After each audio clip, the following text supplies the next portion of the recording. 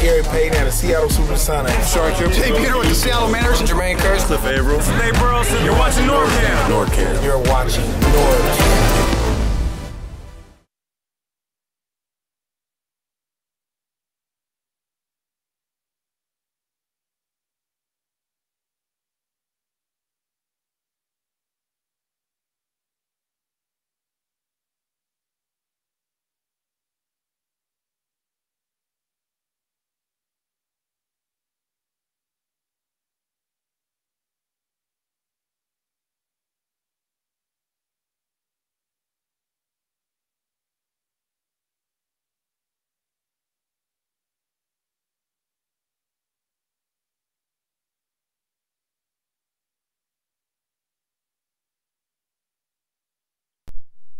Hold on a second. Okay.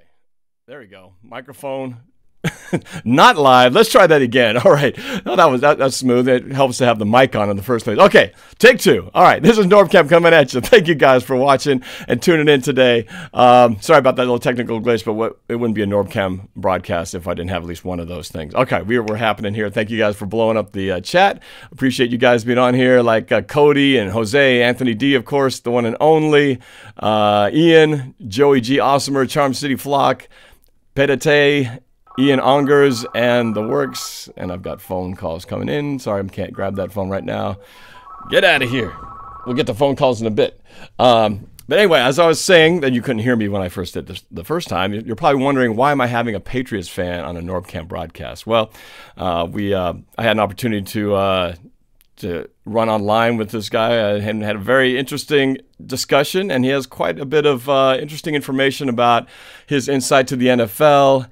And with the Patriots, being a Patriots fan, I thought, there might be some things that we could discuss, as he's got some interesting perspectives on the NFC West, and of course having beaten the LA Rams. And of course, most of you know that I won't say I was rooting for the Patriots so much as I was rooting against the Rams, just for the sake that maybe this will send them down a path of oblivion next season. And this particular Patriots fan kind of shares the same sentiment. So I'm excited to get him on the air to talk about his thoughts on that. All right, so without further ado, let me get the information on our special guest today. This is a gentleman. He goes by the name Dieter McBusiness. His real name is David Tarr, but Dieter McBusiness. He runs a podcast. But before that, he hails from the sports town that we all love to hate, of course, Boston, Massachusetts, home of the Patriots. Dieter works in the entertainment business, which we have that in common. He's a feature film producer, attended UCLA's producers program and Vanderbilt undergrad. As a side note, I guess Vanderbilt is the only private school in the SEC, so I'm sure that was a hell of a lot of fun for 4 years. He currently hosts a podcast, as I mentioned earlier, Your Daily Dose of Dieter McBusiness. He talks about mainstream media, Hollywood, all things Hollywood, whatever that might be, and of course, the NFL, which is what brought us together here on this little discussion today. And he focuses on off-season, league history, and some of the most entertaining Super Bowls that we've seen. Obviously, the Patriots have had a hand in a few of those. So I'm excited to hear what he has to say. So without further ado, I'd like to bring on to the NorbCam Ask Norb segment here, Mr. Dieter McBusiness. Let me get him on here. Dieter. Hey, welcome to the show, man. Thank you for having me, Norb. I really appreciate it. No problem, Dieter. So for those of you who haven't met you yet, I guess I gave you that quick introduction, but yeah, let the viewers know how you ended up. You kind of reached out to me. Tell me how that happened. Yeah, so back in Super Bowl 49, Pats fans, we kind of enjoy other people's misery a little bit too much, and I went online and saw all the reaction videos from the Malcolm Butler interception.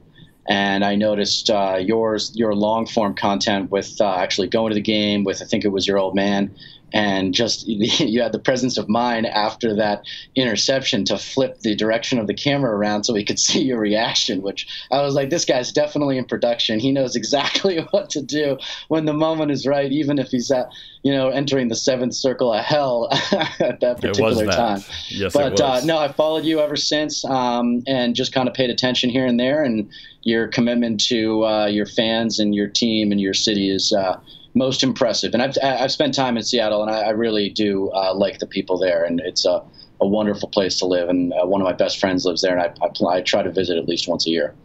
I appreciate that, man. Well, yeah, Super Bowl 49, we'll not talk too much about that, but let's talk about the more recent Super Bowl, since that just happened, and we're just now transitioning, off season. Of course, we have a lot of excitement here in Seattle, as many of us feel like this feels a lot like the 2012 season, where we fell short in the playoffs, but there was a lot of hope, a lot of optimism that the next season would bring some great things to Seattle, and sure enough, it brought us our first Super Bowl. A lot of people feel like 2019 could be like the 2013 season that we had.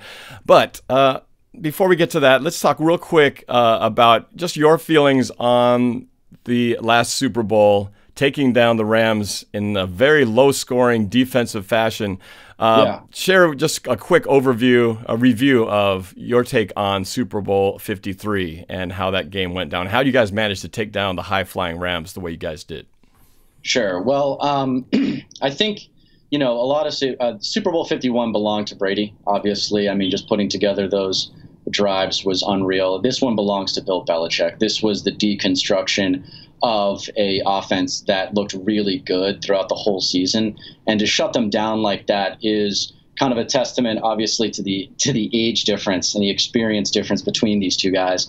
I think in hindsight, we can all look back, and I was nervous going into the game. I'm always nervous on Super Sunday, but I think we can all look back and say, how the hell did anyone expect a 33, 32-year-old, whatever the hell his age is, coach who's the third season head coach, to go against Bill Belichick, who's been in the league longer than this kid's been alive. So this was film study. This was veteran versus rookie. And I actually found the game very entertaining, not just because my team was in it, but, there's something to be said for the low-scoring, tight games. It's old-school football. And, the most important thing about the Super Bowl is that the outcome is undecided, going in late into the fourth quarter, and this one still was. The Rams still had chances to get back in that game and win it. But, it's so funny, ironic to me that you have this young, sexy new head coach who is known for taking risks when we least expect it, being all kinds of creative, and then we just didn't see any kind of creativity in the Super Bowl. And one of the things that I was absolutely sure of was that the running back Gurley was injured, and sure enough, I think he got. I think it came out that he has arthritis now. He's been diagnosed with arthritis, so that kind of explains something. But in quick note about my content is I'm doing a series on the Super Bowls, the best Super Bowls. I'm not just going to rank them like everybody else does, but I'm actually going to go into the games themselves and make an argument for what constitutes a great NFL game according to what we've seen in the best Super Bowls. So, the basic kinds of game, there's upset, comeback, a seesaw type of game with a lot of lead changes. What is the best, most entertaining form of professional football? But I want to make sure that I know this Super Bowl was important to you, with the Rams being in it, and I have some encouraging words for all of your Seahawks fans that this is the implosion of the LA Rams. Okay, this is a fire in the sky that burned out. They shouldn't have even been there. But also, everybody knows that they're going to lose a lot to free agency. I think the big point of exposure for this team is that Goff is nothing more than a puppet for McVay, and you saw that in the Super Bowl. And now the word's going to be out on how to beat them, and they're not going to be as talented next year. And my expectation is that you guys are going to comfortably win the division. And if a wild card team comes out of the NFC West, it's going to be the Niners. So tell me why. I mean, that's great to hear. I would love to see that happen. That was what I kind of was hoping would happen as a result of the Super Bowl. You're pretty much predicting that. Why do you say that? Why do you think that the Seahawks will come out number one, and why the Rams will drop so far? What's the top reason why you see that happening? Well, it's interesting. We didn't talk about it before the show, but you make an allusion to the 2012 season for you guys. That was the season, correct me if I'm wrong, that you lost at Atlanta, and then Atlanta would lose to the Niners the next week, and the Niners would end up losing the Super Bowl to the Ravens. Is that correct? Yeah, that's exactly right. Yep. Right. So, okay. So Yeah, I think you're totally on the money with that analysis. I think that this is a team that has the fundamental organizational properties to have consistent success. You look at the two best organizations in the NFL, and they're the Patriots and the Steelers. And the reason why those teams have continued success on the field is because those are the best organizations. Obviously, Steelers are going through a really tough time right now, but historically, that's been the story for them. You guys are another one of those good quality organizations, and you're not afraid to let people go. And Pete Carroll, I got my issues with his personality. I don't know why he can't get enough space in between his lips and his teeth to just enunciate his words properly. But he is a great football coach, and he knows talent. He's an incredible talent evaluator. And this was a big-time growth year. I think Russell Wilson needed some time to kind of he settled down, he got married again, and, he's kind of like matured into the on-the-field leader that you need. And that's a stark point of contrast to the Rams where, did Goff ever seem to you to take control of a game and, you would expect someone like Brady or Rodgers or Roethlisberger to do? I don't think so. He obviously struggled big time his first year out, and I thought he was a complete bust. And then he came out, McVay joins the team, they get rid of Fisher, and all of a sudden he looks like a brand new quarterback. But I've always felt like the reason Goff has been so successful is because, Todd Gurley was a huge part of that. And I think when you saw as Todd Gurley's effectiveness started to diminish, so did everything else on the offense. And so finding out now that Todd Gurley's health, his as you mentioned, the arthritis in the knee, whatever it is ailing him. I mean, that's big time trouble for the Rams. And I believe I got no tears over here as a result of hearing that, because that is what makes that machine go. And I think that was a big kind of revealing the flaw, the chink in the armor, and it exposed itself. Should have exposed itself in the New Orleans game where they got away with murder on that one, and then ultimately in the Super Bowl. But yeah, I think one that thing is... I want to make sure, too, we got to give credit to someone with the Rams' success, and that is Wade Phillips. I mean, Wade Phillips deserved the MVP for Super Bowl 50. He is an absolute veteran. He's arguably the greatest defensive coordinator that, just couldn't make it as a head coach, however you want to find that, in history of the NFL. And that's, he's getting old. And if he leaves, I mean...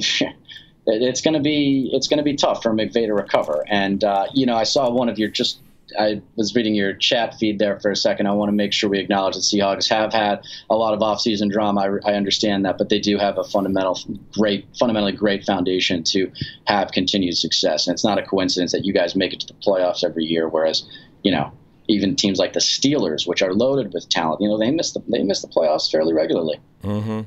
Yeah, and they have no shortage of drama in their organization. That's for sure. That's true. Coaching. Let me ask you something. So, you mentioned about the Super Bowl, the best Super Bowls list that you're putting it together. I'm not going to ask you to list all of them right here. That would take quite a while. But I'd like to know, where does Super Bowl 49? Where does that one rank in your list? Super Bowl 49 is the third best Super Bowl in NFL history because. For a variety of reasons. I think I put number one, my favorite kind of game is a comeback, so I put Super Bowl 51 as the greatest game ever. I think everybody kind of agrees. It's just especially for seasoned football fans, you get that payoff from watching those 3 quarters of one team dominate, and then you're hanging, if you can see it, if you've been watching the Patriots enough, you can see the kind of momentum rebuild for them, and they have a chance of winning. So Super Bowl 51 will always be the greatest Super Bowl ever, unless there's a bigger comeback and it's done by an underdog. That would be the other great form of the best actually fundamental type of NFL game. You just don't see it in the Super Bowl that much. Is an upset. When it's a reversal of expectations, and that's why I put Super Bowl 42 as number 2. Because that was the second largest upset in NFL history according to point spreads. The largest was Super Bowl 3, where the Jets were 18-point dogs. Actually, excuse me, and then there was 14-point, and then the Patriots were 14-point dogs to the Rams in Super Bowl 36, and then the Giants were 12-point dogs to the undefeated Patriots in Super Bowl 42. So that was actually not so different from this year in that it was a tight, low-scoring game. There were obviously more points scored, and it had more amazing moments in it, but it was still a tight game that came down to the wire. We just had a way better finish. But yeah, Super Bowl 49, it was an amazing game. It was a seesaw game, the two best teams in the league, without a doubt. That amazing defense you guys had, the Legion of Boom, basically just as good as the team that you brought to Super Bowl 48. Beast mode, just absolutely lighting it up. People like to say that the Pats got lucky at the goal line. Well, 2 plays prior, you guys got pretty damn lucky with that curse catch. I mean, that wasn't like the helmet catch where there was a lot of skill involved, I believe, with him holding it to the helmet and balancing that as he's going to the ground. Rodney Harrison's right there. Curse just kind of has to put his hands up and catch that sucker. But there will never be a singular moment where a billion people expected one thing to happen, and in less than a second, the complete opposite thing happened. And, that's why those reaction videos where I first met you or got to see, knew who you were, was such an amazing moment. I mean, because it's one moment. I mean, the Patriots comeback in 51, that was kind of a slow build. Mm-hmm. In that interception on the goal line, man, like that, you're never going to have just an enormous. I mean, think about the people, a billion people. Think about how much money. I mean, you're talking about tens of billions of dollars that are about to go to Seattle, and instead they go to New England. And so that is, I put Super Bowl 49 up there as number 3. I would have put it as number 1. But I have to give credit to the Giants for that amazing upset. That Giants team who won Super Bowl 42 was not that good. They played out of their minds. They rushed with 4. They didn't, overly blitz. And Coughlin's a veteran coach. I was glad, I try to be objective. I was happy for him, and I was happy for Eli. Because, being in Peyton's shadow has got to suck. And, hey, Eli's got just as many Super Bowls, and he was the reason that he won both of those Super Bowls, unlike Peyton, where he was only the reason – he wasn't even the reason they won the first one. It was just because they had they're playing the Bears, the anemic Bears. Yeah, sexy Bears. Anyway. I think the great thing – you bring up all these points, these moments, painful moments in the case of Super Bowl 49, but nonetheless, amazing moments that change history, that change,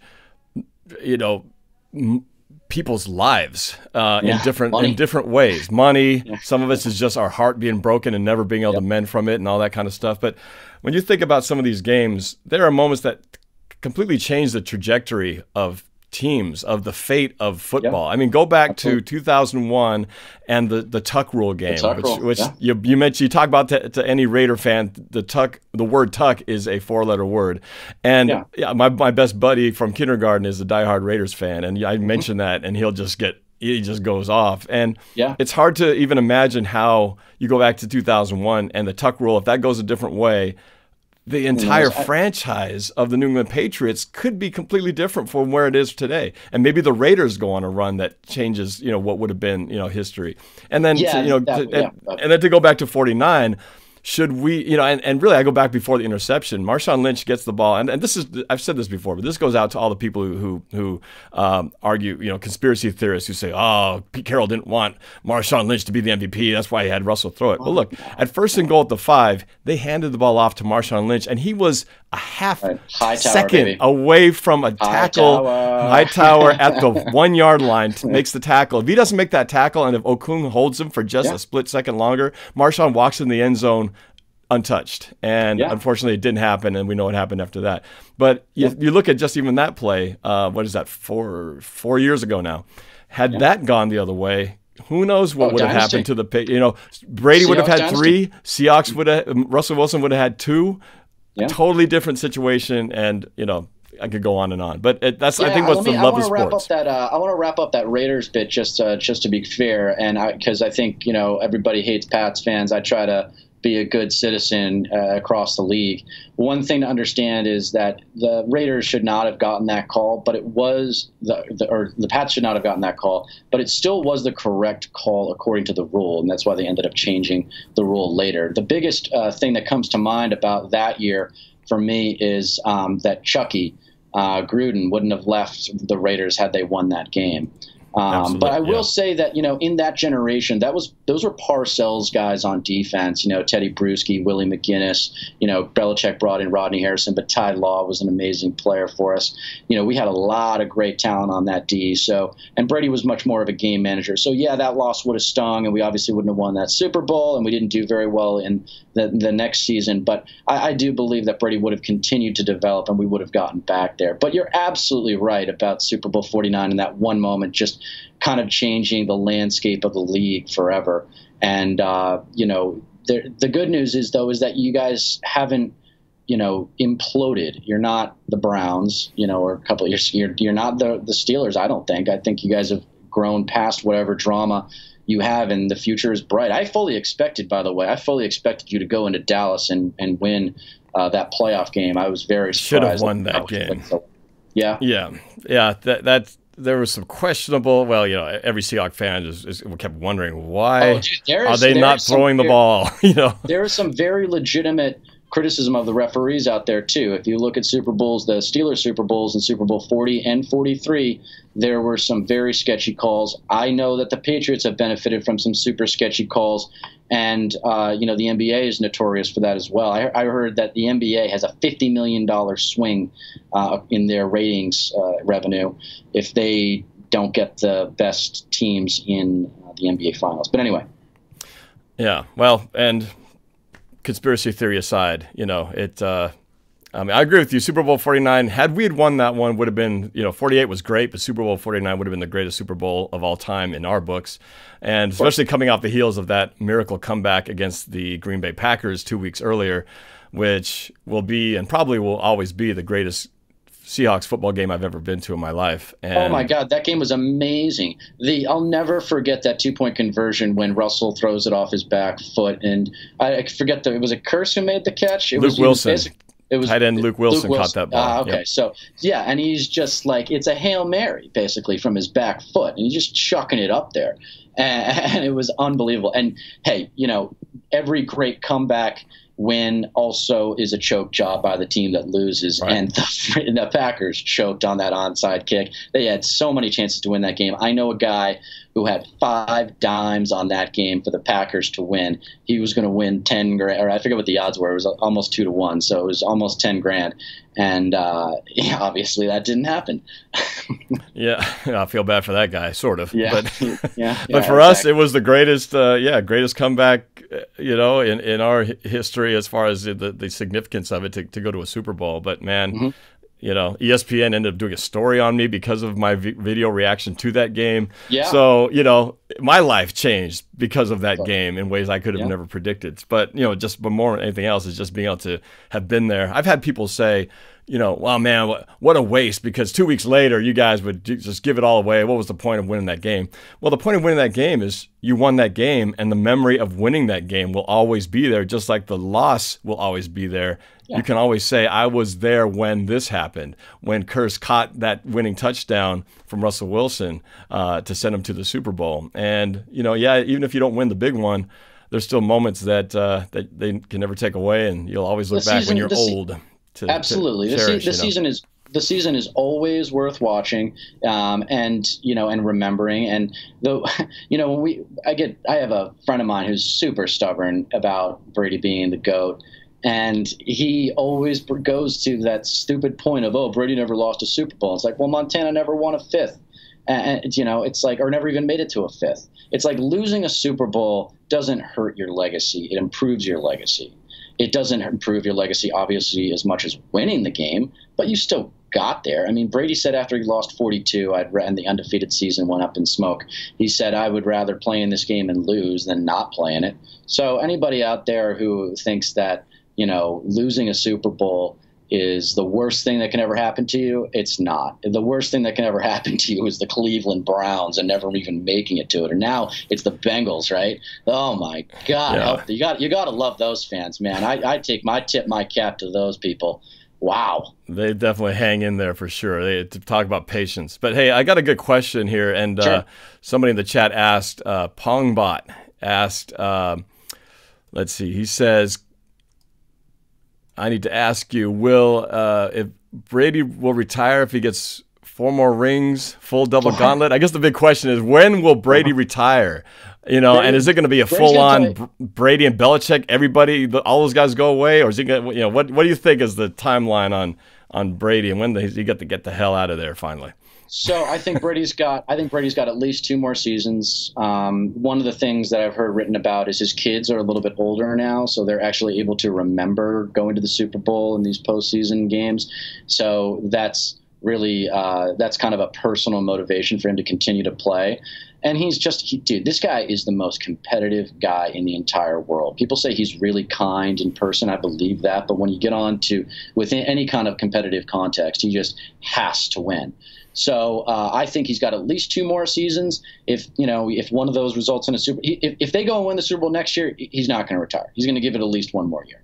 But if they're able to win the Super Bowl that next year, the 55 year, then I think that'll be enough for him. The bigger surprise right now in the offseason for the Patriots is Gronk. I thought for sure Gronk would retire. I think he's been through like 20-plus surgeries or something like that. I mean, his body is just beaten up more than Dwayne "The Rock" Johnson. Is he playing another season? I thought rumor was he was going to be already decided to retire. Is that not true? I was very confident that he's going to retire, but I heard recently that he's around the Patriots facility and he's thinking about sticking around. I mean, they're going to be good again this year. And don't forget, totally legit criticism of the Patriots. We play in the NFC East, so we're going back to the playoffs. It's just a matter of, what kind of seeding we were going to have. I didn't expect, and just for the record, I want to go on record here. I did not expect the Patriots to win this Super Bowl going into the postseason. It was about when we got up 14-0 on the Chiefs in the AFC Championship game. That's when I really started to believe. I was like, okay, we're going to beat Andy Reid today because he's Andy Reid, and then we're going to go to the Super Bowl and. Had we played the Saints, man, I don't know. We might be having a very different conversation right now. But yeah, no, I think Brady's going to stick around. One quick point on the Belichick-Brady dichotomy, because I think we get so caught up in definitive answers and superlatives and who's the best and yada. These kind of like we need to have an answer. It's very childish. But one of the more interesting questions out there is like, who's more important, Brady or Belichick? And a lot of people think Belichick because he's got a greater responsibility. He creates opportunities for Brady to win, and that's absolutely true. No doubt about it. They need each other. It's like Walsh, Montana back in the day. But I will say that if you look at just fourth quarter comebacks, to have a quarterback that you just go look at and say, hey, go do it again. Do it again. Do it again. It's like Russell Wilson, right? Like Russell Wilson's probably going to get it done 7, 8 out of 10 times. Brady's going to get it done 8, 9 out of 10 times. I mean, to have a quarterback like that is just very hard to find. And it is that obsessive level of competitiveness where he doesn't even need to think. He goes out there and he just reacts to the defense, makes the call on the field. And that is irreplaceable. And in fact, in terms of like historical quarterbacks, I do want to give props to Peyton Manning because I think he has the most fourth quarter comebacks in NFL history. Unfortunately, he also has 9 one-and-dones out of, I think, 14 postseason appearances, which is really unfortunate. So you kind of discount his status because he couldn't really get it done when it mattered most. But you do have to give credit for the guy. He is similar to Brady in that way. If you just look over at you're the head coach, yeah, go do it again. Yeah. And it's also kind of an implicit point. It's not, you have to do a ton of research to really validate this, but the fact that Brady and definitely with Manning, but the fact that they had to have as many fourth quarter comebacks as they did almost suggests that their head coaches didn't do their job a lot of the time, right? Their defenses couldn't hold a lead, and that's why they needed to come back and retake the lead in the fourth quarter. So, Well, and I think the Seahawks have made a living on games that are within 7 points or less. Yep. I think most of their games, with the exception of a very small handful, have been that way for the past ever since Russell Wilson's been quarterback. And I think Tom Brady in all of his Super Bowls, I think the margin has been about the same, right? A touchdown or less. They really haven't blown anybody out in any of their Super Bowl wins, if I'm not mistaken, right? So I mean, they've always 8 been points or less. So 8 it's points always to us. been close. Always could have gone one way or the other. But I'll say before, and I think I want to take some calls here so people can actually talk to you and maybe get some questions in there for you, Dieter. But I do want to say I'm glad actually. There's part of me that wants to see Brady and Belichick get the hell out of here, but there's that part of me that wants them to stay just so that we could get one more shot at the guy. I mean, when the worst loss in your franchise's history is at the hands of a certain quarterback coach combination, even if we beat them 10 years from now in the Super Bowl, it won't have the same feeling of revenge when those guys aren't in there. So in a perfect world, next year, we go all the way, Patriots go all the way. I would love to see them in Super Bowl 54 with one more chance at the best. Be careful what you wish for, because we wanted the exact same thing after we lost the perfect season to the Giants, and then 4 years later, sure enough, we lost to the Giants in the exact same way. 2-minute drill from Eli Manning featuring a ridiculous catch to Manningham. But they were the better team that year. The Giants were the better team in Super Bowl 46. On that day, for sure. Anyway. Yeah. All right. Well, let's take to some calls. They've been hanging on very patiently. Sure. So hopefully this works. I haven't actually tried this out lately, so we'll see if you can actually hear each other. But let's go to Bennett over in Colorado, who's been waiting for a while. Bennett, you are on with NorbCam and Dieter. What's happening? Hey, Bennett, are you there? Hello? Bennett. Okay. These kids are causing trouble. All right, let me try though. Hopefully it's not a systematic issue here. Stand by. Let's see. Let's try good old RO from San Francisco. RO, are you there? Yo, so this guy hear me or what is this? RO, can you hear me? Hello. Yeah. RO, what's up? You're live. Oh, it did work. Okay. Yeah, you're there. You're on. Can you hear me? Yeah. Hello. Speak, RO. What's your take, brother? Okay. This is bad radio. Oh man, this is great when this kind of stuff happens. All right, hold on. Let's see. I don't know if this is a systemic thing or we'll try this again. If not, we might be a little trouble here. Let me see. Let's try Ryan. Ryan, you are on with NorbCam and Dieter. Can you hear me? Yes, I can. Okay. All right. So, what's on your mind? You got a question for either me or Dieter? Yes, you. I heard Golden Tate's going to go to the Patriots. That's right. Is that true? Is that etched in stone? That is a possibility. It hasn't happened yet, but that we were looking at him for sure. That would. How do you feel? Yeah, I heard Marshawn Lynch is going to come back to the Seahawks. What? Marshawn Lynch back to the Seahawks? Yup, he's a free agent. Yeah. So Golden Tate's on the record as saying he would love to be a Patriot. And, that usually means he's willing to take a pay cut. Someone says that, which is kind of a prerequisite for being a Patriot these days. That seems a lot more realistic. I don't know about that Marshawn Lynch thing. I don't know where you heard that. Dude, you don't want him back. Yeah, you don't want him back. He's not the same guy anyway, but I can't see it. He's such a distraction. Yeah, I don't see that happening. Curse is going to go back to the Seahawks. Curse is going to come back to the Seahawks. Curse on the Jets. I guess he's a free agent? Is that what's happening? Yep. Interesting. That would be interesting. I don't know. Antonio Brown is interested in the Seahawks. Who is? Antonio Brown. Oh, Antonio Brown. I don't want to touch Antonio Brown with a 10-foot pole myself. I don't know. You don't think Carroll could play a little psychologist with him? We had a gentleman by the name of Percy Harvin, who was a big help in getting us a win in Super Bowl 48. Of course, he was hardly there for most of the season, except for like the last 2 games and maybe a handful of one. And so I was happy for his contribution, especially in Super Bowl 48, because he was a big reason why we won that Super Bowl. So I always consider that a good deal. Go to the next season, we all remember what happened after that. And really, I guess the damage was happening even before the next season started. But there was locker room problems. He was gone before we were in at the halfway point of the season. So I don't know. We've had issues with head case dudes on the team, and so not every guy can be converted to be something where he's not a distraction. So then I've heard Earl Thomas is going to get traded to Dallas. Earl Thomas to Dallas. Well, I mean, he's not going to be a Seahawk. You know, the Seahawks have parted ways pretty officially now, so he's going to go. He's got the freedom to go wherever he wants to, and all signs point to him ending up in somewhere in Texas. But you know, I guess it's going to be a matter of who offers him the best financial situation and which team he wants to be in. But I'm pretty sure that Frank Clark just got franchise tagged. Yeah, Frank Clark got franchise tag. That was going to be my topic of conversation before I ran into Mr. Dieter McBusiness over here. But I'm actually Trey not Flowers for the Patriots is interested in the Lions. Yeah, Trey Flowers is going to be tough to hold on to for the Pats. He's going to be expensive. They kind of say it's going to be either him or Dwayne Allen. They're going to have to give up one of those two guys. I think it's going to be Flowers, unfortunately. I would have loved to have gotten. I would have loved to have gotten Trey Flowers on the Seahawks, so we could have two guys named Trey Flowers, just to confuse the hell out of everybody trying to announce the game.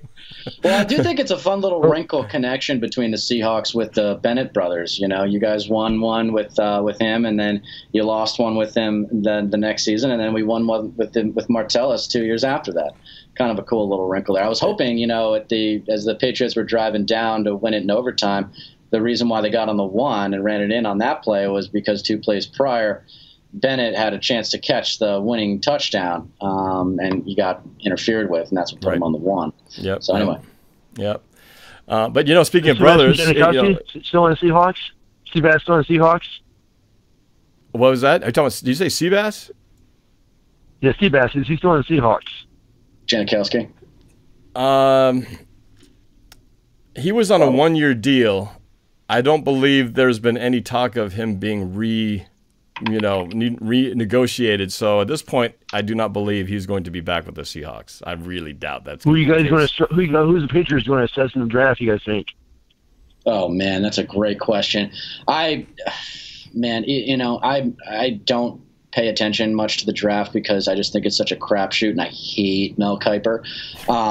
But usually it's the line of scrimmage in the first, round or two. We just love to dominate that line of scrimmage, so don't be surprised if you see an O-line or a D lineman. I've heard about Russell Wilson. Russell Wilson getting traded to the Giants. No, that's not happening. There's no way you guys are getting rid of Russell Wilson. He's the franchise. Give me a break. Yeah, that was a lot of rumor mill being stirred around Colin Cowherd. Aren't you kind of like sick of that with the NFL? It's just like the sensationalization of whatever's going to get your attention, even if it's not true. I mean, it's almost like real news or fake news. It gives people to talk about, and who knows, maybe that stuff does some kind of let's talk about something else. Let's talk about something substantive, like the history of the game and how the Super Bowl sucked until the salary cap was invented by Paul Tagliabue. I bet half of your listeners don't know who the hell Paul Tagliabue was. Got to go back a few years, and a lot of them weren't born yet. So the godfather of the NFL, kids. Anyway, sorry, Norb. Yeah. A history lesson, we'll have to do that another time, but which we'll enjoy that for sure. But yeah, man, good points brought up there, Ryan. Appreciate it, man. And we'll see what happens. But I think Norm, DM me on Twitter tomorrow. I need to talk to you about something. What's that? He needs to talk to you about something more super sketchy. DM me on Twitter. Okay. All right. We'll do, man. All right, I'm gonna get to some other calls. I appreciate you, man. Thanks for calling. Go Hawks. Let's see. Let's try Bennett in Colorado. Let's see if this thing can work again, because he's been waiting on the longest here. Bennett, are you there this time? I am there. Oh, you are there. I tried you the first time. It was like radio silent. So what's on your mind, man? I just am wondering why somebody would choose to root for the Patriots over the Seahawks. Oh, he doesn't understand that I'm from New England. Yeah, maybe that wasn't clear. That he's originally from Boston, lives in Los Angeles now, but he's from Boston. So you can't blame him for that. Actually, and just a point of fact, that international fans are predominantly Patriots fans simply because we've been in the Super Bowl so much. And I know a lot of people from Toronto have adopted the Pats and whatnot. But the good news is that Mexico belongs to the Raiders and Cowboys. It's funny.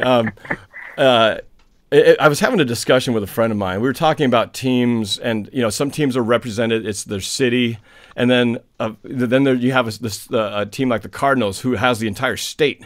They represent the state, Arizona Cardinals, and then you have. I think the Patriots are the only team that doesn't have a city, doesn't have a state. It's got a whole region.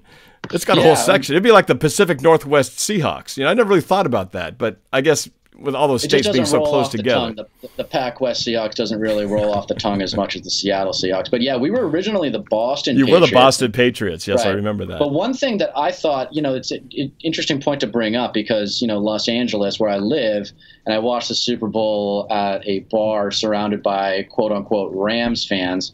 I don't know if there is such a thing. But it's still getting going here. And I really think they should have, on the note of what you're saying, I think they should have called the Chargers the SoCal Chargers and have them be a little bit differentiated. Now you have two teams. Like, I know you have two teams in New York, but that's always been there. You could have had some more creativity. And I do think that creativity is at a dearth of creativity characterized the NFL, not an abundance of it. Well, and it's interesting because you got L.A. that didn't have a football team for a long time. How many years was it that they were without a team entirely? 20 years. 94, they both left. So, and then all of a sudden you get two thrown back into the mix where I think barely the fan base can hang on to one team. And you got two now jammed in there. It'll be interesting to see how both those teams kind of continue to build their fan bases. Well, it's going to be like the Lakers and the Clippers. I mean, it's just kind of tragic that the Chargers are going to be relegated to the lessee instead of the leaser or whatever landlord. So it's going to be a great stadium. But yeah, dude, when we were watching the Super Bowl, there was this one legit fan in the room trying to go, whose house? Whose house? And no one would respond back. And I had the premium seat in the front on this couch with a bunch of my friends. I would just kind of like look back and tilt my ear and be like, huh? Are there any fans in this room? But no. I know a handful of sports town. It's not a legit sports town. Seattle, even though you guys don't have an NBA team anymore, you're still a better sports town than Los Angeles. Hey, you know why? Because when you're starving, because you don't have an NBA team, we don't have an NBA team, we don't have a baseball team that has been to the playoffs in almost 2 decades. We're going to have NHL here pretty soon, but we don't have it right now. So when all you've got really is the Seahawks, you're like dying to every moment is just waiting for football seasons to start, and you hang on every part of that. So it's just, the nature of things. But so I'm sorry, we kind of took over. You had any other questions that you had for Dieter or myself?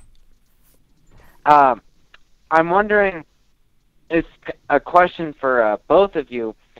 Who or what do you need in the draft? Like, I like the Seahawks. I think we need work on defensive line and offensive line. Pretty much everything, in my opinion, is good. We found our running back. Receivers are pretty good, even with losing all these people. But, like, the Patriots' offensive line is a rock, and so is their defensive line.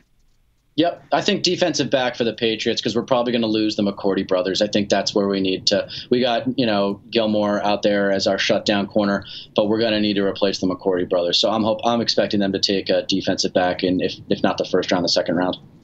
But don't forget, we're going to probably lose Trey Flowers, so we're going to have to replace him. Mm-hmm. So definitely defense. What do you think, Norb? What's the Seahawks' biggest need? Well, and I think it's definitely no secret, and the reason why they franchise tagged Frank Clark is there's such a premium on outside pass rushers. Frank Clark has been great. He's one of the top rushers in the league, and they definitely want to keep him around. And I think they just need another guy. Ever since we lost Averill and Bennett, we lost two really great guys at that point. And to have someone opposite Frank Clark would be huge. And we got Jaron Reed, who came on and had a huge year, unexpectedly good year on the inside with really good rush penetration from the inside. So if we can get one more really solid outside pass rusher, that defensive line could go some places. So I'm pretty sure that's going to be pretty hot on their list of things that they will want to try to find in the draft. I understand the draft is pretty full of some pretty good pass rushers this season. And then the offensive line, a lot of it depends on what they can do with the guys they have there now. A couple of those guys were on 1-year rental contracts, and it's still unsure whether they're going to re-sign or have to bring some new guys in to take their places. So it's going to be in the trenches, always is. But we're solid in a lot of the other positions, which is nice. Got a good team. A good feeling. You got a good team, and you got veterans, which has kind of become the most important thing when it comes to the postseason, as far as I'm concerned. Yeah. Yeah, good question, though. A lot to be determined in the next few weeks. So, a question, I guess I have one for each of you. As a Patriots fan, when do you think, like, Gronkowski and Brady will end up leaving? I don't know how old Gronkowski is, but I don't know if he's older than Brady, but I know he's old. And Brady's old, too. I don't know how they keep going. Like, Gronk's not that old, is he? Gronk is just beat up, right? He's like the bionic man, practically. He's had over 20 surgeries. The poor guy. He's just been poked and prodded more than anybody. We covered this a little bit earlier. I think Gronk. I would be surprised to hear him stay, but there is rumors that he will stay for at least one more season. For one more season, it wouldn't be anything more than that. I also expect Brady to play at least 2 more, if not 3 more seasons. The guy is just a surreal competitor. And he loves it. He just loves it too much. And once he hangs it up, he's done. He's never going back. He's going to run for office probably. Hopefully not. All right, Bennett. Well, I appreciate your calls, man. What, you got one more? I'll give you one last one. I have one more for you. So, do you think, Norb, the Seahawks will extend Wilson before the season? My hope and prediction is yes, that they will get this done before training camp so we can avoid any kind of stupid controversy and have the media all getting up into this whole rumor mill of, the Seahawks aren't going to re-sign him and all this kind of stuff. I can't see all the signs point to that they're going to get it done, and it's just a question of how much. It's going to be a lot of money, for sure, but I think they'll get it done. That's they got rid of a lot of guys knowing that this payday was coming. So it's going to happen. All right, man. Well, thanks for the call, Ben. I appreciate it. All right. Take it easy. You bet. All right, let's go to this is Rohan coming up. He's our resident 49er fan. He's a religious listener to the show. So let's bring Rohan from Northern California. Rohan, what's up? Hey, I'm getting used to the name Resident 49er fan. I like it. Well, that's what you are, man. I'm just calling it like it is. What you got, man? What you got? One for the Patriots fan. I'm not looking at the screen right now, so I don't know what the name is. His name's Dieter. Name is Dieter. 2011 Giants. Sorry, go ahead, brother.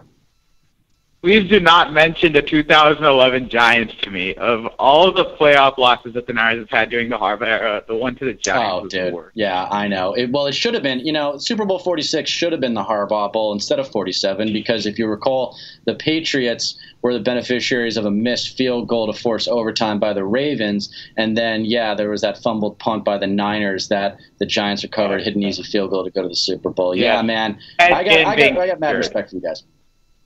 Yeah, I mean, that's like Ted Ginn being injured. You have to throw in your backup punt returner.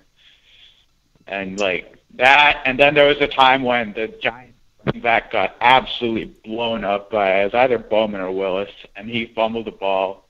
And then, the referees called it dead because forward progress. Right. And that was in the fourth quarter. Well, I remember that poor guy who who muffed the punt and cost you guys a trip to the Super Bowl, got death threats afterwards. I don't know, something going on with them Niners fans. You guys don't have the best reputation. Yeah, I don't think any of our fan bases have the best reputation. No, definitely not.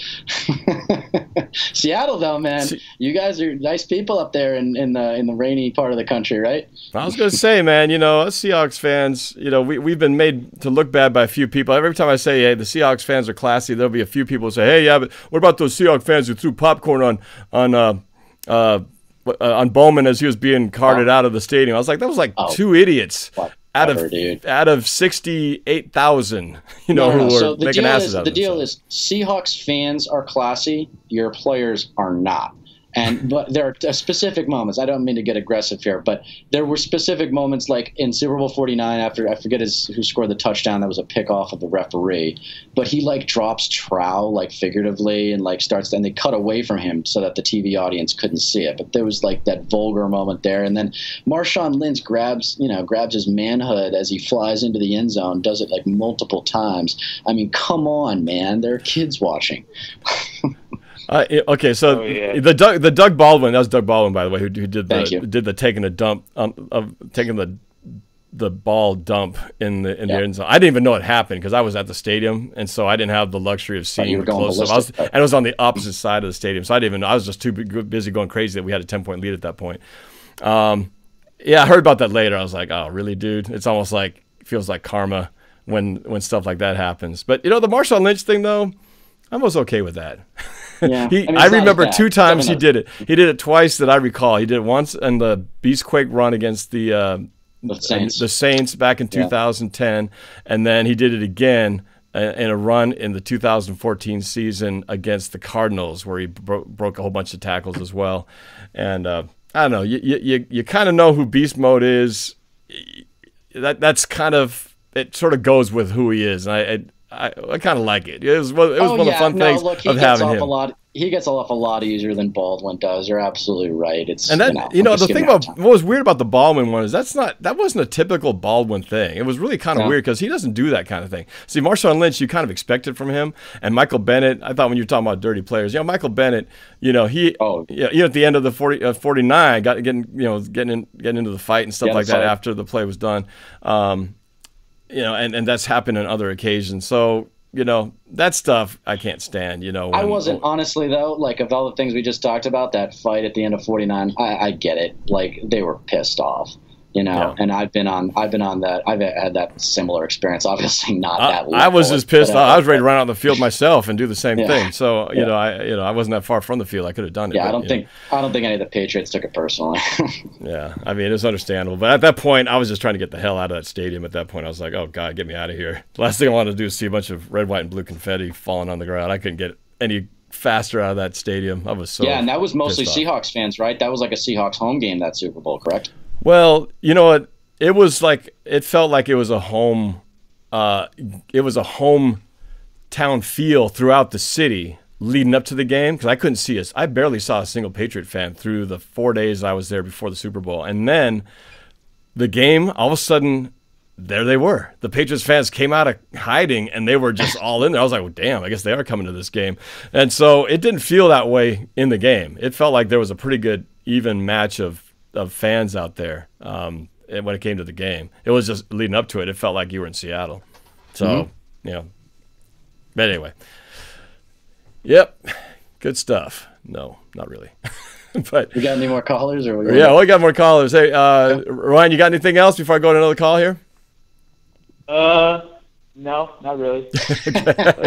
You're so nice, Norb. You just gotta let him go, bro. Yeah. Well, good luck next year with the former New England quarterback. See if he doesn't blow his knee out running out of bounds next year. Before you let him go, don't call him Jimmy GQ. His name is Jimmy G. You got it? Yeah, I've never called him like Jimmy Garoppolo. All right, well, I've come across a bunch of Northern Californians that call him Jimmy GQ, and it's not okay. You make sure you keep those guys in check. Yes, I will admit there are a lot of our kind that are pretty high on the Jimmy Garoppolo bandwagon. Well, he's good, man. I mean, you can definitely win a Super Bowl with him, and you got a good coach in Shanahan. I just wonder about that organization with you guys. You are infected with bad owner disease. Yeah. Oh, gotcha, New York. Yeah. All right. And on that note, we'll let you go, RO. Thanks for calling. I appreciate it, man. Sure. Okay. All right. Yeah, that's pretty funny. Jimmy GQ. That's a very appropriate name because you got to admit the dude is one good-looking guy. Don't call him Jimmy GQ. I never called. I didn't even know that was a thing. I'm just saying since you yeah. brought it up, the dude is. But as handsome isn't as that classic San Francisco, like needing to be different than everybody else or whatever? It's like we have a perfectly good nickname for him in New England. People were talking about him all the time. There was that controversy when Brady was suspended and he played and won the game against Arizona that the league set up for them to lose in the opener in the first week or whatever.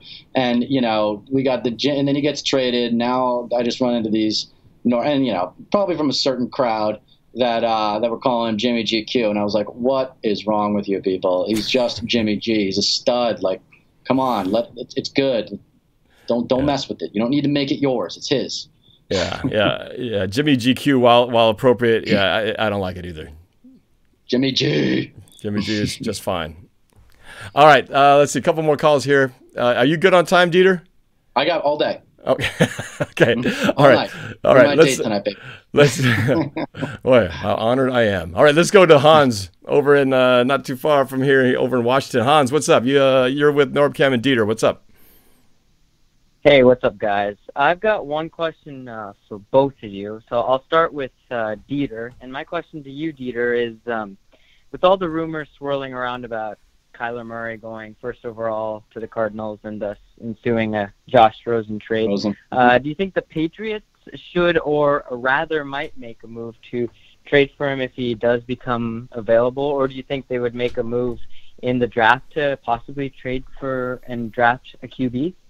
Yeah, so would versus should. I absolutely think they would if the circumstances are right, if the deal was right to get Josh Rosen. I do not think that they should.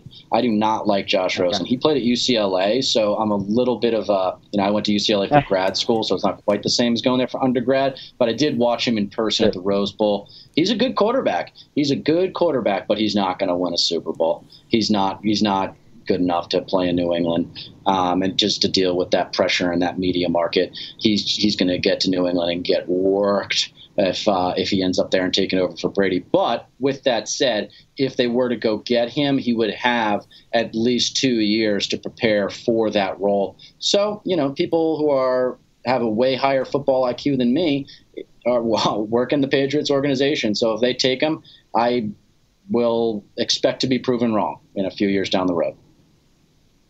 Certainly. And to add on to that, when do you think is the appropriate time to find Tom Brady's successor? Because, he probably has next season, the draft, the year after this, not right now. Let's, put all our money on black with Brady and just draft around him, draft on defense, make sure we have the best possible team. I mean, he's in amazing shape. It's difficult. He's on the record as saying because of the way he trains and he is difficult to get injured. So my expectation is that they will not get a quarterback. I don't want Kyle Murray. Perfectly awesome, tremendous athlete, very exciting player. Would be cool to have such a different kind of quarterback in New England.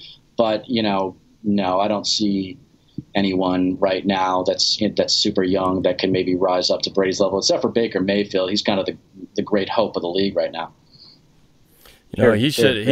Murray's got to throw a thank you card to Russell Wilson, because Russell Wilson has paved the way for guys under 6 foot to be quarterback in the NFL. Yeah. Would you agree? Oh, yeah. Oh, for sure. Well, Drew Brees, don't forget, is less than 6 feet, but Russell Wilson is a super athlete, playing baseball as well. So don't, your point is absolutely valid. And, Kyle, the thing you always got to remember about these guys, especially, and this is what I hate, I don't hate him. I want Cam Newton to succeed, but this is what I worry about. At some point, God has gifted you, right? You got the size, you got the arm, you got, in Cam Newton and Russell Wilson's case, you got the legs to be a great athletic quarterback. It's not going to last. At some point, the quarterback position in the NFL is an academic position. You got to watch film all the time. It's a lifestyle when you're in the season. And I don't see Cam as the kind of guy that can really grind like that. I see Russell Wilson, on the other hand, as a guy that can grind like that. Yeah, that's definitely one of many ways that the NFL is certainly different from, the college life and all that. Norb, I also saw a report that the Cowboys won't be going after Earl Thomas as he'll be too expensive, apparently. And not only that, but the 49ers are in the market for a top-tier safety. Do you think that possible reunion with Sherman could happen, especially hearing that Sherman is trying to recruit him to San Fran. I think evidently it would be a huge turn of events, but what do you think the probability is of that happening, and would you be willing to accept that reality? Well, the willing to accept part pretty much is true because I have no control whatsoever what happens in this league. As far as the reality of that Sherman and Thomas reunion, I'd heard about that Sherman was trying to entice Thomas to join him in the secondary over at the 49ers. At this point, I mean, all bets are off, man. I mean, he can write his own ticket. I mean, he's a free man to go wherever he wants to. I just, I think it comes down to what's in Earl Thomas's mind. I read the story about how he got his kids enrolled in Austin, Texas, I believe. So everybody started thinking, oh, he's going to Dallas because his kids are going there. Of course, when you got that much money, you can put your kids wherever you want. You can live and commute however far you want to. So it doesn't have to necessarily apply that way. But could it happen?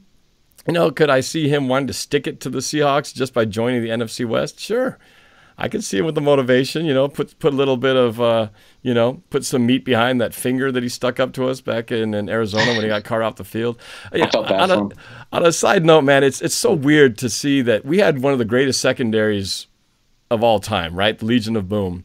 And all of those guys, none of them, they all left in a way where we got nothing in return for him. Not that you would ever really do it consciously to return him, but it was just the way it played out is just bizarre. When you look at it, Earl Thomas breaks his leg, flips off the Seahawks. That's the lasting image. Same field, Richard Sherman tears his Achilles, knows he's going to be gone after that, walks away.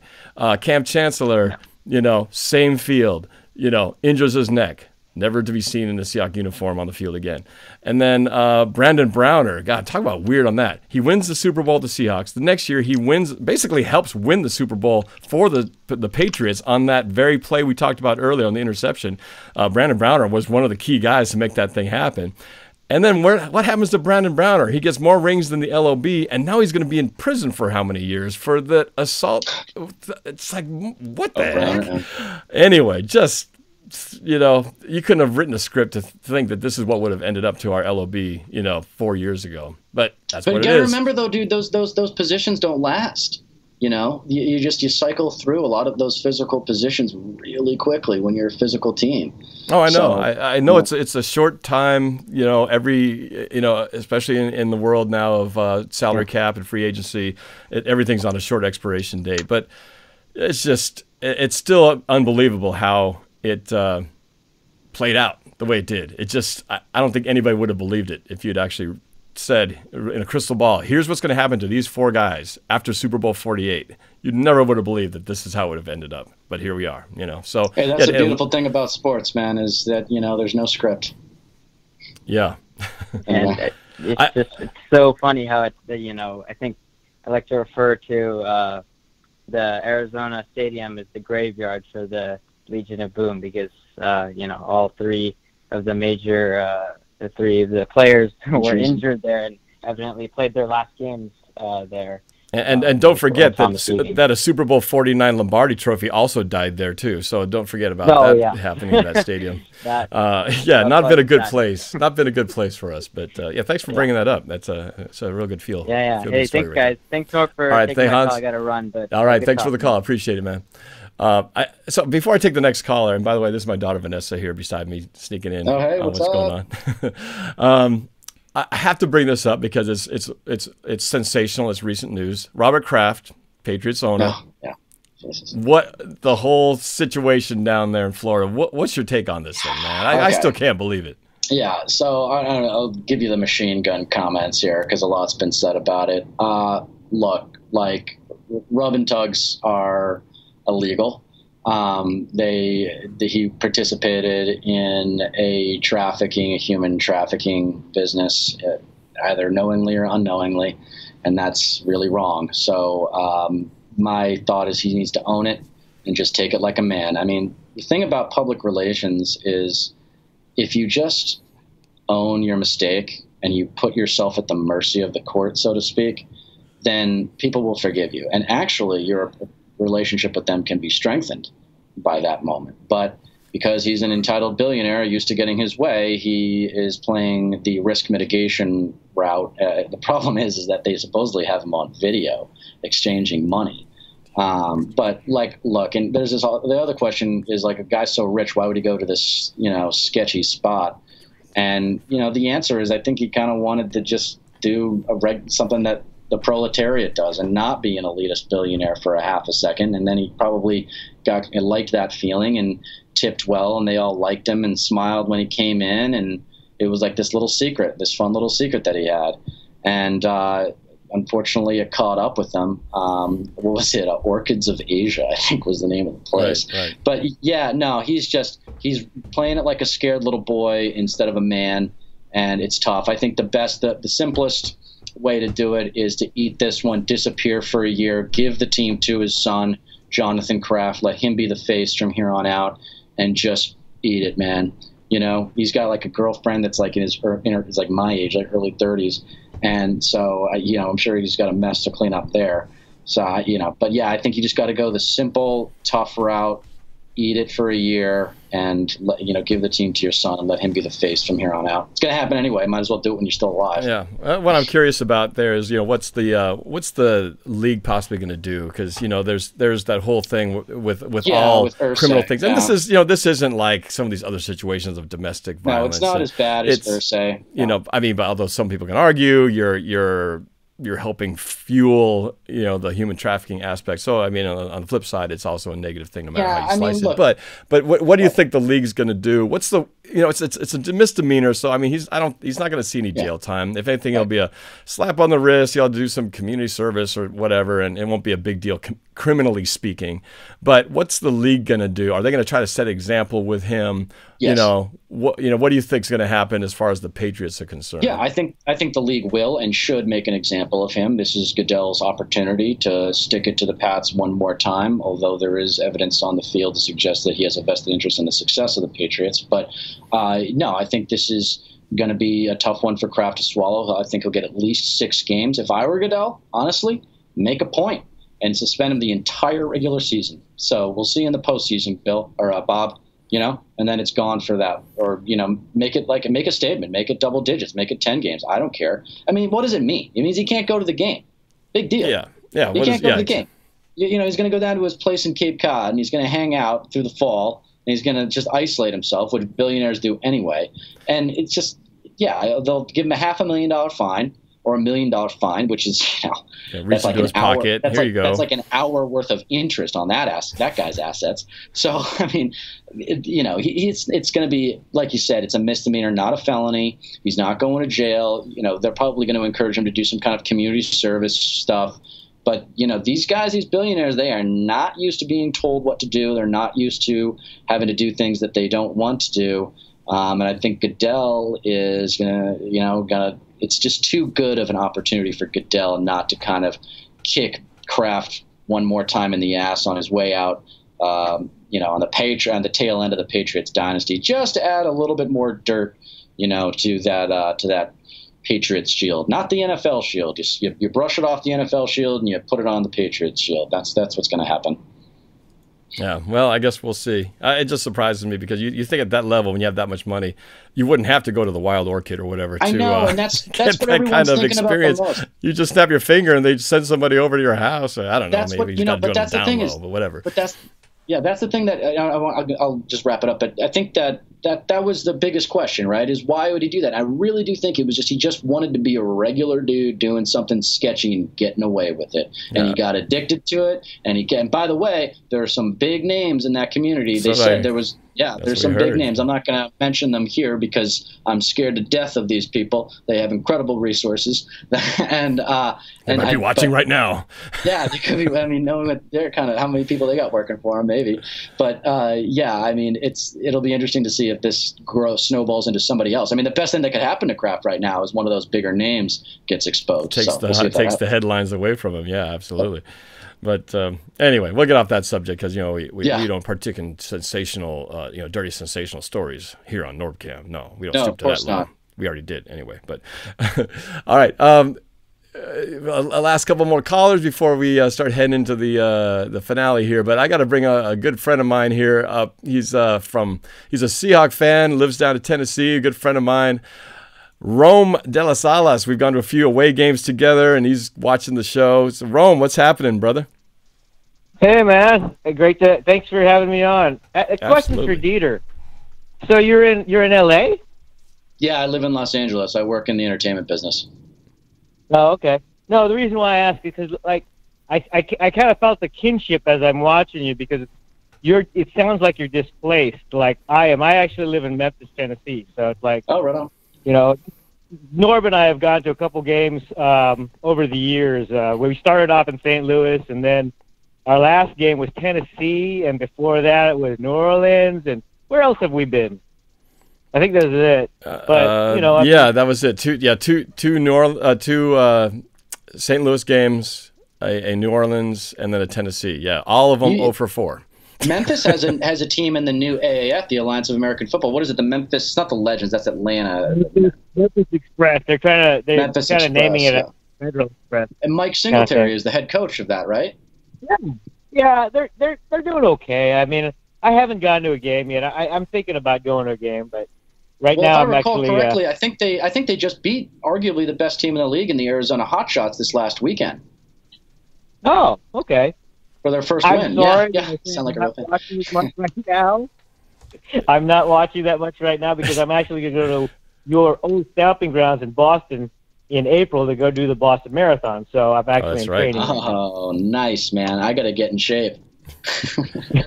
Yeah, Rome is a runner. It's been several years now, but Rome is he's you talk about runner, look up runner in the dictionary. That's Rome. He's serious hardcore. But yeah, he's marathon runner, the whole nine.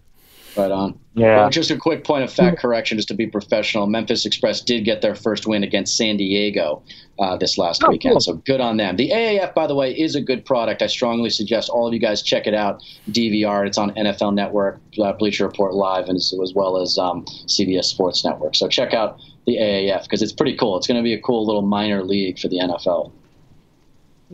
Hey, how often do you get to go to games for New England? Have you ever, I usually go back east, and my family has a place in Cape Cod, so I usually try to get back for Labor Day weekend and the season. We're usually hosting the Super Bowl Thursday night game that following Thursday, so I usually stick around for the week after and try to go to that. But usually week one, I'll try to go to a game. In LA or on the West Coast, I tried to go to a game. I was supposed to go to the UMad Bro game back in 2012. But something came up and I couldn't make it. But yeah, no, I usually go to at least one game a year. If I try to get to as many as I can. But hey, there's only 16 of them, Yeah, I don't feel like we're gonna. Norb and I are trying to figure out a way to get something down south over here. Indianapolis is an away game, I think, as well as Atlanta. So we'll try to figure that out.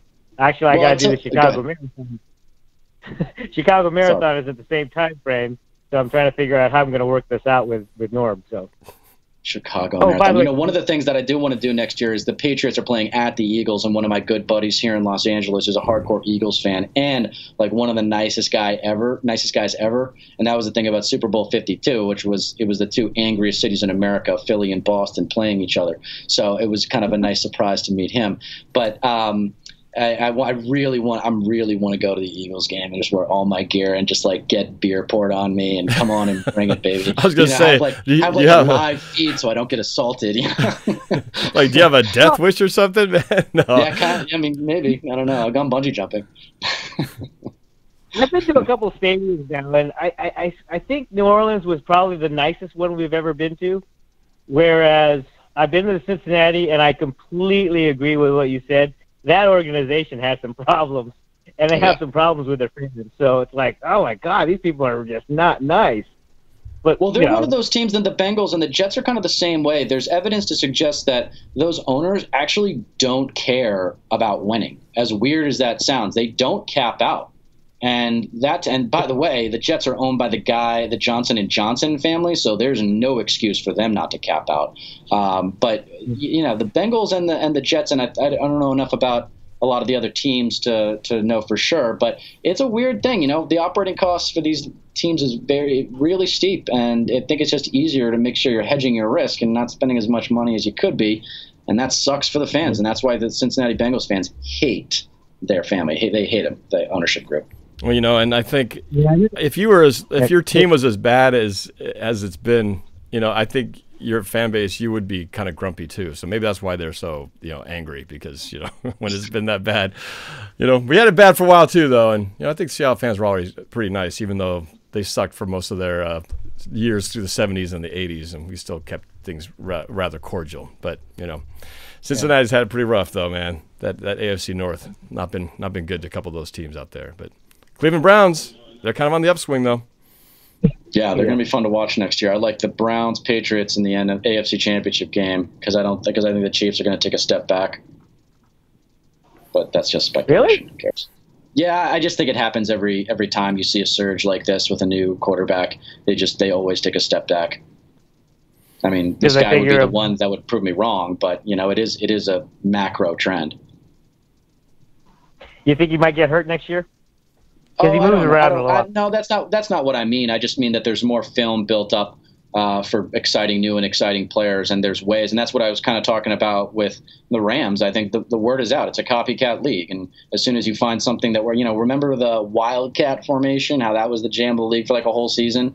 Thanks to, by the way, that started with the Dolphins at Patriots in week 2 of 2009 or 2008. But anyway, yeah, man, I just think that usually when you see Robert Griffin III, this happened with even Cam Newton. I'm pretty sure, after his first year, or after his best year when he was super young. Well, look what happened. Look at Colin Kaepernick, man. Remember him and Wilson? The great example. The read option was on fire. I mean, that was that time period, early 2010s. 12, 13, it was going. And what happened to that? I mean, we still use it every once in a while, but the league figured it out. And Colin Kaepernick, politics aside, they figured out how to stop Colin Kaepernick. And after that, he couldn't throw his way out of a situation. Force him to throw. Yep. And then that's kind of that. You made a great point earlier about a lot of these mobile quarterbacks. And that's why I think that, take for instance, Russell Wilson. He actually got hurt. What was it? His 4th year in or 3rd year in, right? You remember? Are you talking about when he got his foot stepped on by Ndamukong Suh against the Miami Dolphins, and then against the 49ers, he got his knee bent in half in a really weird way, but he still managed to keep playing? Yeah, that was in 2016. Yeah. So I mean, you eventually get hurt, and it seems like the more mobile quarterbacks get hurt earlier than later than guys who stand in the pocket for a while. They do, because they have the arrogance to think that they can outrun anybody, and those huge, fast D linemen ruin them because they're not the same D linemen that they were running up against in college. And that's why I think Mahomes, I don't wish him bad, of course. I'm not saying that. I'm basically saying the same thing happened to Cam, and he got smacked around because he thought he was invincible. And that's what my fear is for a guy like Mahomes as well. So. And don't forget that the Chiefs' defense isn't anything to write home about either. Yeah, that's true too. They're not a complete team. Yeah. But anyway, hey, I really appreciate you taking my call, and good luck down there, Dieter. Thanks, man. Appreciate it. Good to hear from you, Rome. Okay. Say hi to the family. Talk to you later, guys. All right. Take care. Absolutely. Just say hi to your dad. All right, we'll do. All right, we got one last caller who's hanging on here. And we'll put him on, and I think we'll be close to wrapping this thing up. So I don't know who this is. Calling from the 360. I believe that's up in the northern part of Washington. Let's see who this is. What's up? Who's this, and where are you calling from? Oh, hi, Norb. This is Sergio calling in from Vancouver, Washington. Sergio from the south end of Washington. What's up, man? What's on your mind? So your last call, you were talking about the Cleveland Browns. Yeah. And then I look at the roster. Do you think they could be red hot with Baker Mayfield, Jarvis Landry, Nick Chubb, and Kareem Hunt? Well, that's right. You got to throw Kareem Hunt into the mix now with that whole controversial pickup there. What do you think, Dieter? I mean, they were better already this year. Now throw Kareem Hunt into the mix. The Browns will be a playoff team next year. They should have been a playoff team this year if they had just fired Hugh Jackson to start the league and had Greg Williams be the head coach, or who was their offensive coordinator, very experienced. He was Roethlisberger's guy for a while. Todd Haley, right? Todd Haley? Yeah. I think so, yeah. I mean, if either of those guys were the captain of the ship, then Baker Mayfield would have been playing in the playoffs. It's just that it's too bad that Hugh Jackson, from what I understand, is a really nice guy, but he is not a head coach. Right. Yeah, I think you're right. They should have been. But They lost a the few guy games. that they hired I'm sorry, Norb, but apparently the guy that they hired isn't either. I don't know why they fired Todd Haley, and I don't know why they didn't make Greg Williams the head coach afterwards. I mean, there's something to be said for continuity and the interconnectedness, integration of the coach into the organization. And it seemed like it was working with Greg Williams. Well, you mentioned questionable ownership and leadership, and that's one of those organizations. They just, even when there's not a problem there, they seem to find a way to manufacture one and create problems when they actually got some things working out. So I think their owner was being investigated for fraud or something. He owns that Flying J gas station series all over the Northeast. That you guys don't have those out there. But, no, don't know that. Yeah, East Coasters listening to. But yeah, I agree. I think they could very well be a playoff team next year. I honestly think so too. But moving on to that, what do you feel like the Cowboys having no interest in Weddle, Landon Collins, and Earl Thomas? Question. What do you think, Norb? Well, the Earl Thomas thing seemed like that was, well, maybe it's something more that Earl Thomas wanted more than the Cowboys. I mean, he's the one who ran into the locker room saying, "Hey, come get me." So maybe he wants it a little bit more than the Cowboys really did. I don't know, Dieter. What do you think about the other one though, about Collins? Well, who is it? Landon Collins? Earl Thomas. And who's the other? Yeah.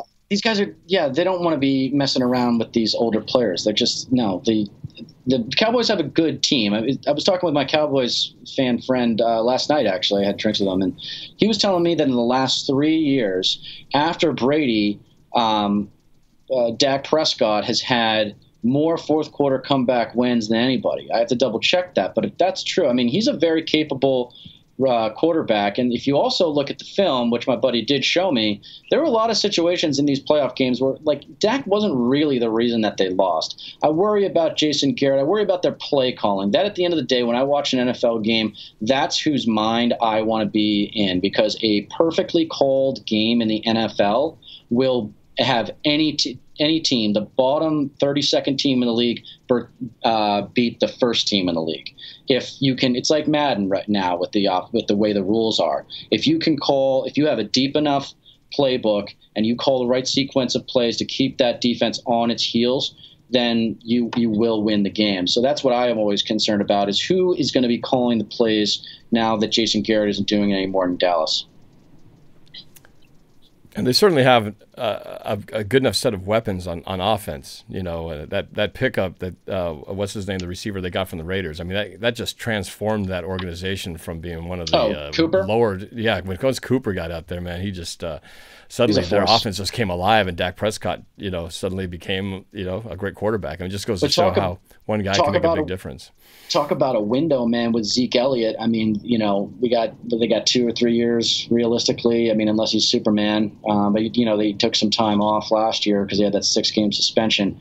But let's hurry up and get it done in Big D, right? No, thank you. But they're just going to be one of those teams. They're just, because they're also a little bit of a diseased organization with Jerry Jones having way too much influence over the decisions there. And I think they're just going to always be relegated to a divisional round loss. I don't even think they're going to if they make it to an NFC Championship game, they're going to lose. They're that kind of organization. That's all I think. And we will see. And I hopefully, as from a Seahawks standpoint, I am not a fan of America's team. Are you worried about this upcoming season, or are you pretty confident that you guys are going to win the division, or what? I'm pretty confident we can win the division this season, so this coming up season. Yeah. Okay. Why don't you qualify your statement there? Why are you confident that the Seahawks will come out on top when you got the Rams? Granted, they showed some cracks in the foundation there. They're coming off the loss in the Super Bowl. Maybe exposed Jared Goff and the coaching a little bit there. But what is the reason why you feel like this could be the season that we get back to the promised land? Sergio. Well, pretty sure since we're picking up on that run game. So you got number one, and then Patriots exposing Jared Goff on the coaching. Jared Goff actually did play a really good game in the Super Bowl. Not gonna lie, but like. Really? I honestly don't know. I don't know about honestly, that, man. I mean, I think both defenses played really well. Jared Goff was, yeah.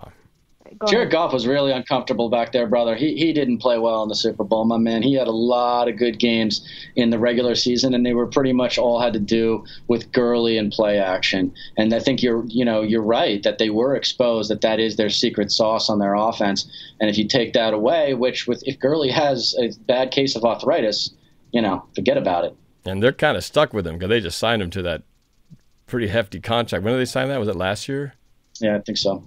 So, I mean, they kind of, put the organization on his shoulders. And running backs, man, it's just the game is so different now, especially with even just based on strength and conditioning training now.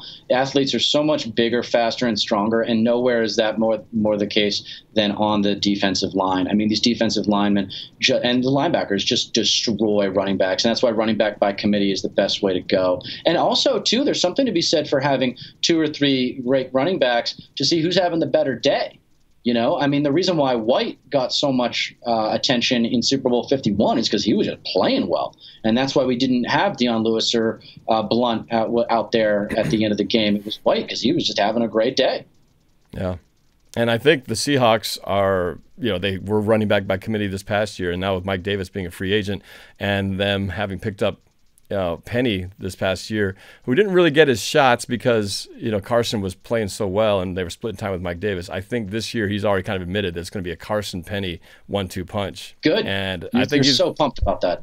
I think he's going to be good. They're a good combination, 1-2 back combination. One guy's kind of the fast guy on the outside, and Chris Carson's sort of the up the middle type of dude. And I think it's going to be more of the same, but even better than what we saw last year. You guys have an identity, man. Your franchise identity is play great defense, dominate time of possession with your running game, set up play action for Wilson. Because even if you do a QB rollout with him and it's not there, he's going to tuck it and run and get that first down. That's your identity, and it's a great identity. And watching Super Bowl 53, it made me realize, you know what? That formula can still work. Oh, absolutely. When everybody thought it wasn't going to happen. It might not be sustainable in a long-term way in this NFL now. That's what I wonder is, can you continue? And, the key is going to be on Wilson. Can he continue to evolve because he's not 6 feet tall? He can't, throw the ball.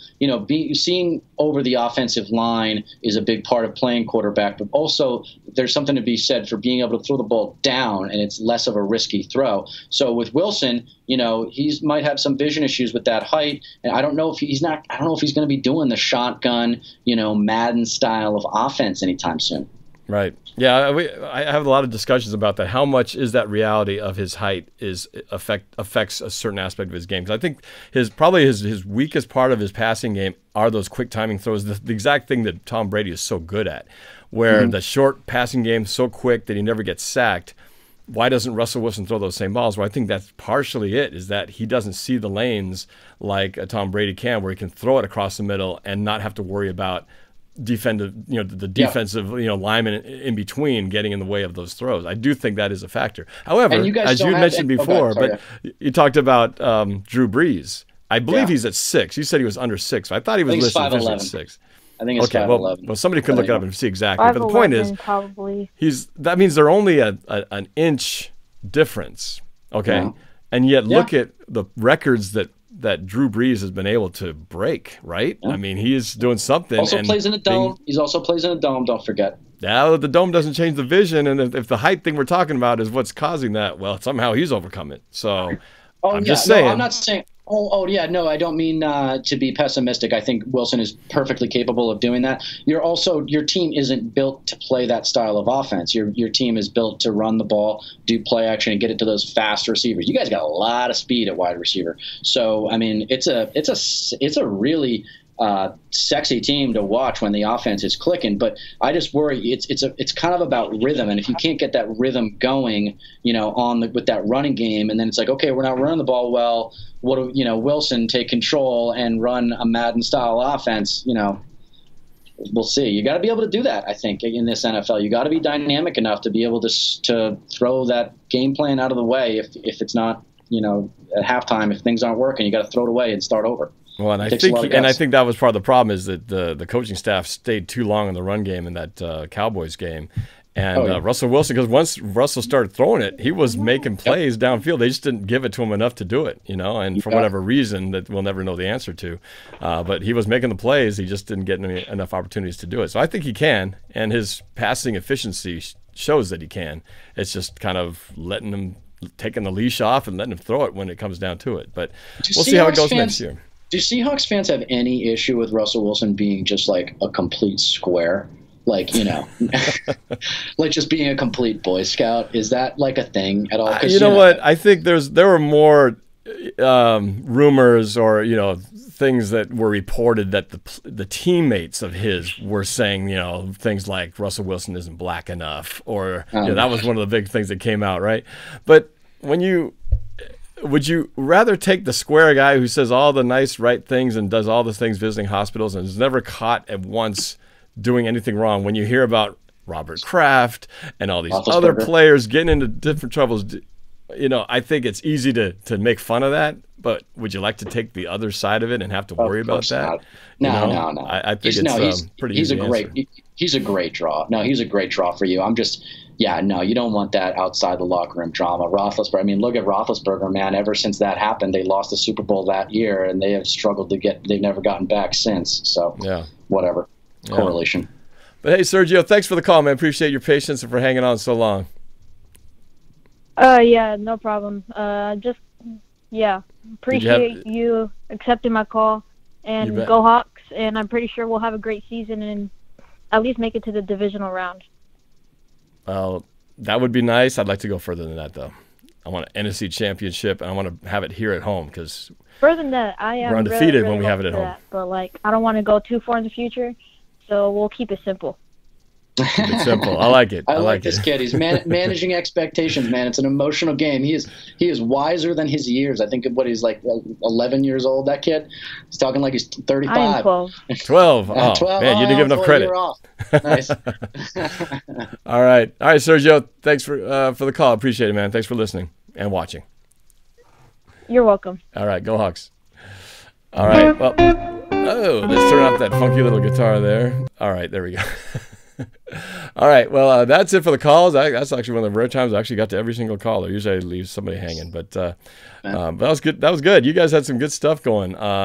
Appreciate you guys. I know people have been on the chat just talking of all kinds of stuff, but we appreciate you guys, those of you who called in, those of you guys who are on the chat, but especially to my special guest here, Dieter McBusiness. Although he's a Patriot fan, he does have some good stuff. He knows his football and a whole lot more. So check out his podcast, Your Daily Dose of Dieter McBusiness. And Dieter, it's been a pleasure, man. Yeah, likewise.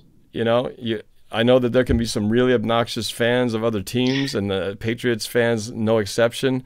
But you're okay in my book. So we'll have to do this again. Man. We'll have to do this again. Yeah, I definitely want to do it again. I just want to say that to all those listening out there, don't just ignore the annoying in-your-face Patriots fans. Hopefully after 15, 16, 17 years of all the success, people are just kind of just chilling and just kind of having a cup of coffee, playing it cool. We don't need to get in people's face. This is a fantastic league. There's room enough for everybody. And we have tremendous respect for the Seahawks organization when it's contrasted with a lot of other organizations. Even if there has been off-the-field drama, you guys are, a good team, and I think you're going to win your division next year. I'd like to say, my favorite NFC team is the Saints because I used to live there, and I just love that area. So hopefully Saints Seahawks in the NFC Championship game next year. That's my prediction. Well, that would be a lot of fun. And I went to my first Saints game against the Seahawks. That was 3 I can't remember now if it was 2 or 3 seasons ago in New Orleans when we lost, almost won, but lost. Couldn't quite get that final play. But fans are great down there, as my friend Rome said. The food arrived and just had just all kinds of delicious seafood, the beignets, all that stuff is awesome. And in fact, some of the New Orleans fans who I got to know down there are coming up here, and we're going to try to show them some Seattle hospitality. It'll be tough to beat New Orleans. But the Saints are playing in Seattle next year. The Saints are coming up here this year. Nice. So. Maybe because the Pats aren't coming to the West Coast, so maybe I'll come up for that game because I love the Saints, man. They're a great team to watch. Lots of fun. They're going to get worked in that game, man. You guys are going to be so loud. There's going to be wind. Yeah, they haven't put the schedule out yet, but if that's late in the season, man, that's going to be a tough game for them to play in. Well, and the fortunes have been in our favor. Whenever the Saints have come to town here, it's been pretty favorable for us. So hopefully that keeps going. But it'll be a fun game no matter what. So, well, hey man, appreciate you coming on and spending some time with me and my fans here. Your 30,000 friends, 30. I don't know if there are 30,000 tonight, but hopefully enough people watch this to show you some love on your podcast. And I certainly are down for doing this again, especially at some point if the Seahawks and the Patriots meet somewhere down the line. Obviously, if they meet sometime this season, that means we're going places. Dude, we have so much more to talk about, man. We got to talk about rule changes. We got to talk about how the league is changing. I have a theory for how London can work and why they should try it for 4 years and see if it works. All sorts of good stuff to talk about. Definitely. Thank you for having me on, Norb. I really appreciate it. I'm sure I'm not the only one who has asked to be on your show, so I appreciate you giving me the chance to strut my stuff up here in front of your 30,000 friends. Yeah, I appreciate it too, man. And even though we had to talk about Super Bowl 49 and reopen some old wounds, I did bring it up. I guess it's my fault. It's kind of hard to not have a Patriot fan on here and not talk about some aspect of that. But anyway, thanks for coming on, man. And we will definitely do this again. All right, brother. Talk to you soon. All right. And thanks for joining us. And to all of you, the rest of you, if you haven't yet, don't forget to subscribe, hit that notification button, and that way you'll be notified anytime I come out with a new video. But until next time, you guys take care, and we'll see y'all later. Go Hawks.